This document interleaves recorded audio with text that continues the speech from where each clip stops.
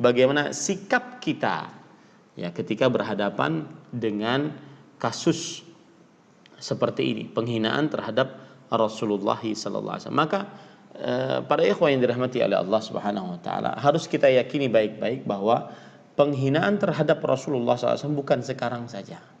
Dari dulu beliau dikatakan sebagai sahir, tukang sihir, majnun, orang gila, syairun majnun, ahli syair yang gila, dukun dan seterusnya, macam-macam. Ya, orang yang tidak beradab, orang yang tidak punya tata krama, sopan santun, dikatakan oleh orang-orang kafir Quraisy kepada Rasulullah sallallahu alaihi wasallam.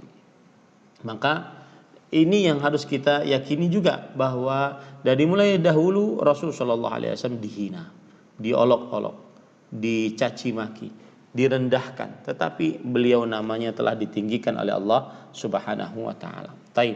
Sikap kita sekarang, satu, boleh kita mendoakan orang yang menghina Rasulullah sallallahu alaihi wasallam dan negara yang menghina Rasulullah sallallahu alaihi wasallam untuk mendapatkan kehancuran dari Allah. Nah, itu boleh tuh. Ya.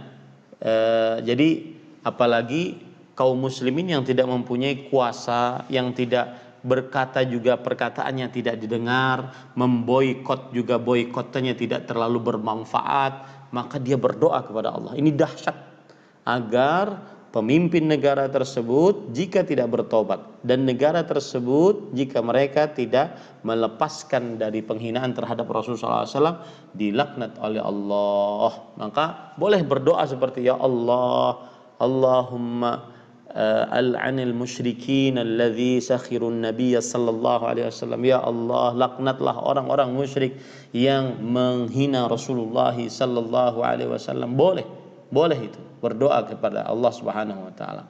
Dan innama tunsaruna bidu'afaikum, sesungguhnya kalian ini wahai kaum muslimin diberi kemenangan dengan orang-orang lemah kalian. Siapa tahu di antara yang berdoa kepada Allah dari kaum muslimin untuk kehinaan negara yang menghina Rasulullah sallallahu alaihi wasallam, kehinaan pemimpin negara yang menghina Rasulullah sallallahu alaihi wasallam, dikabulkan oleh Allah Subhanahu wa taala.